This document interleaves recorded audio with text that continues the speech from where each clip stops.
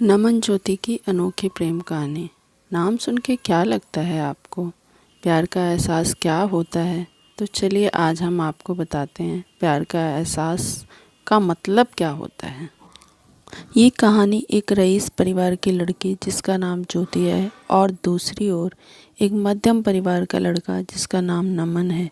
दोनों एक दूसरे से बहुत अलग हैं, लेकिन क्या उन्हें एक दूसरे से प्यार हो पाएगा? चलिए जान लीजिए आप खुद ही। ज्योति बचपन से ही आलीशान घर, गाड़ी और रहन सहन में पली बड़ी है। वहीं नमन बचपन से अपने परिवार को संघर्ष करता देख बड़े होते होते उसे अपनी जिम्मेदारी का एहसास होने लगा। ज़्यादा पैसे ना होने के कारण से वो ज़्यादा पढ़ लिख ना सका। वहीं दूसरी ओर सब कुछ होने के बाद भी ज्योति को पढ़ने लिखने का मन ना होने के कारण पढ़ ना सकी। वक्त के साथ साथ दोनों बड़े हुए, अपने अपने रहन सहन से। एक और नमन एक छोटे से कार कंपनी में काम करने लगा, वहीं दूसरी ओर ज्योति अपनी ज़िंदगी घूमने मस्ती में बिताने लगी। एक दिन आया जब दोनों एक दूसरे से सामना हुआ। वो कुछ इस तरह हुआ कि एक दिन नमन एक कार को टेस्टिंग करने निकला था, वहीं ज्योति अपने दोस्तों के साथ कार में घूमने निकली थी। थोड़ी दूर जाके ज्योति की गाड़ी खराब हो गई और उसी वक्त नमन ने देखा कि कोई वहाँ लिफ्ट मांगते हाथ दिखा रहा है। नमन गाड़ी साइड में कर उतर के ज्योति की ओर गया। फिर क्या ज्योति उसे देख पूछने लगी, क्या आप हमें थोड़ी दूर तक छोड़ सकते हैं? नमन उसकी बातों को सुन के चुपचाप गाड़ी की ओर गया और गाड़ी चेक करने लगा। ये देख ज्योति को अच्छा नहीं लगा कि वो किसी से कुछ पूछ रही है और नमन जवाब नहीं दे रहा है। नमन कुछ देर बाद बिना किसी से कुछ कहे चला जाता है। ये देख ज्योति को कुछ समझ नहीं आया। तभी पीछे से आवाज़ आते हुए, ज्योति गाड़ी चालू हो गई, अंदर आ जा।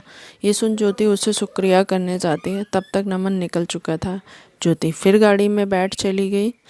एक दिन आया जब ज्योति का जन्मदिन था। वो हर साल की तरह अपने परिवार के साथ मंदिर गई। वहाँ उसने नमन को फिर से देखा। वो देखते ही उसके पास गए उससे उस दिन के लिए शुक्रिया कहने। ये सुन नमन ने उसे देख मुस्करा दिया। ये देख ज्योति ने नमन से पूछा, क्या तुम बोल नहीं सकते? उस दिन भी मैंने पूछा था, तब भी कुछ नहीं बोले। आज भी जब मैं खुद आई तुम्हारे पास तुम्हें शुक्रिया कहने, तो आज भी बस मुस्करा दिए और कुछ नहीं कहा। फिर नमन ने कहा कि मुझे देर हो रही थी, लेकिन मैंने वहाँ तुम्हें देखा कि तुम लिफ्ट मांग रहे थे, इसीलिए मैंने गाड़ी रोककर तुम्हारी गाड़ी ठीक करने चले आया। फिर दोनों के बीच बातें चलने लगी। फिर नमन को देर हो रही थी तो नमन ने कहा कि अब मुझे जाना होगा, मुझे ऑफिस के लिए लेट हो रहा है। जाते जाते नमन ने उससे दोस्ती की हाथ बढ़ाया, कहा कि क्या हम दोस्त बन सकते हैं? ये सुन ज्योति ने कहा, मुझसे दोस्ती? मैं हर किसी से दोस्ती नहीं करती। ये सुन नमन ने हंसते हुए कहा, चलो ठीक है, कोई नहीं, वक्त बताएगा कि दोस्ती करते हो आप या नहीं। ये बोल के वो चल दिया और वहाँ ज्योति भी अपने घर की ओर निकल पड़ी। कुछ दिनों बाद ज्योति और नमन एक मॉल में मिलते हैं। नमन देख ज्योति से पूछा, तुम यहाँ कैसे? ज्योति देखते हुए, बस यूं ही घूमने के लिए आई हूँ। तुम्हारा आज ऑफिस नहीं है जो यहाँ आए हो? नमन ने कहा, आज बस जल्दी काम ख़त्म हो गया था तो सोचा थोड़ा घूम लूँ। फिर दोनों एक कैफ़े में गए और बातें करने लगे। ज्योति ने नमन से कहा, अपने बारे में बताओगे कुछ? नमन ने हंसते हुए कहा, मैं क्या बताऊँ अपने बारे में, मेरा तो बस एक सादा ज़िंदगी है जहाँ रोज़ सुबह ऑफिस जाता हूँ और शाम को घर जाके घर का कुछ काम कर लेता हूँ। बस फिर खा के सो जाना, फिर वही सुबह फिर से। फिर नमन ने पूछा, आप क्या करते हो? ये सुन ज्योति हंसने लगी और कहा, मुझे कुछ करने की ज़रूरत ही नहीं पड़ती, सब बिना कुछ किए ही मिल जाता है, तो क्यों करूँगी मैं कुछ? फिर नमन ने कहा, अच्छा है, फिर तो हम बहुत अलग हुए। ये सुन ज्योति ने कहा, हाँ हम अलग तो हुए, हम फिर भी तुम्हारे साथ बैठे हूँ यहाँ। फिर नमन ने कहा, बैठे हूँ मतलब? हम अलग हैं तो सिर्फ रहन सहन से, बाकी हम दोनों एक ही हैं। अगर तुम दिल से किसी के बारे में सोचोगे तो तुम्हें कोई अलग नज़र नहीं आएगा। ये सुन ज्योति ने कहा, ये दिल कुछ नहीं होता है। नमन सुन के मुस्कुराने लगा और कहा, ठीक है, जैसा तुम बोलो। फिर हर कुछ दिनों में दोनों मिलते रहते, बातें करते और अपने घर चले जाते। धीरे धीरे दोनों में बातें बढ़ने लगी और दोनों रोज़ मिलने लगे। नमन ऑफिस से निकल के मॉल चले आता और वहीं ज्योति उसका इंतज़ार करती रहती। फिर एक दिन ज्योति ने कहा कि मुझे एक पूरा दिन तुम्हारे साथ रहना है, देखना है कि क्या करते हो तुम पूरा दिन। फिर एक दिन नमन का छुट्टी था ऑफिस का, तो उसने ज्योति को मिलने के लिए बुला लिया।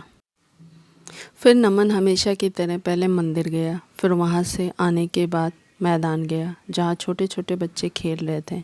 वहाँ नमन उनके साथ खेलने लगा। फिर कुछ देर बाद नमन वहाँ से आश्रम गया जहाँ वो हमेशा लोगों को खाना खिलाता, उनका कुछ देर देखभाल करता, फिर चले आता।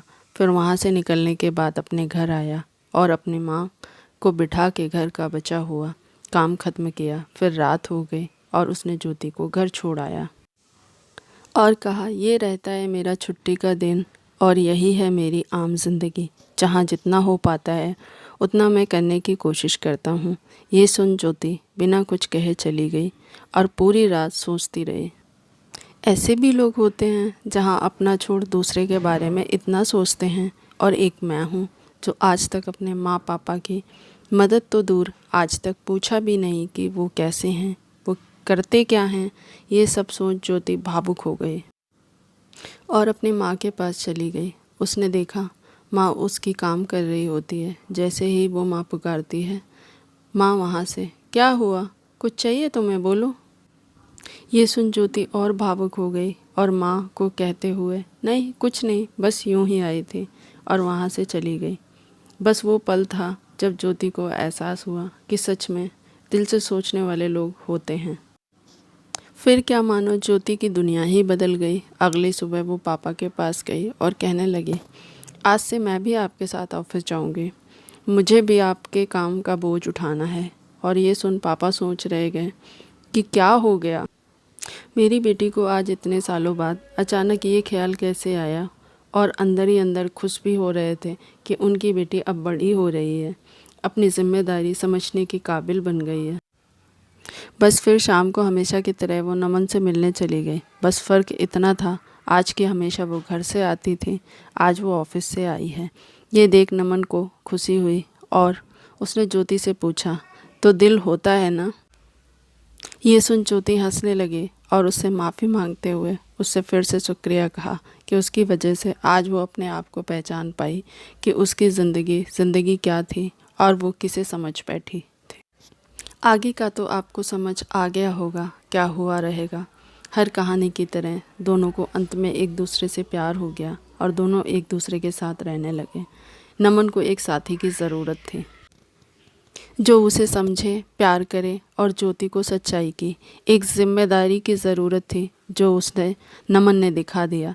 जाते जाते मैं आपको एक बात बताना ही भूल गई, दोनों एक दूसरे से मिले, बातें किए, घूमते रहे एक दूसरे के साथ, लेकिन अभी तक दोनों ने एक दूसरे से अपना नाम नहीं पूछा। ना नमन ने कभी पूछा कि आपका नाम क्या है और ना ही ज्योति ने नमन से कभी उसका नाम पूछा।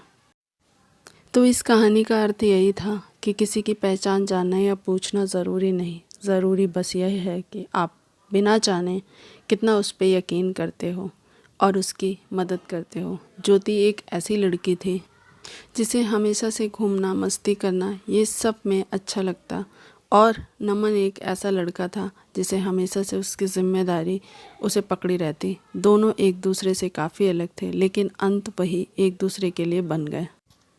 तो प्यार कभी भी और किसी से भी हो जाता है। आपको ना उसके लिए अपनी ज़िम्मेदारी से भटकना है और ना ही उसके लिए कुर्बानी देनी है। Thanks for watching. If you like this story, please subscribe my channel, like, share, subscribe, comment. Thank you.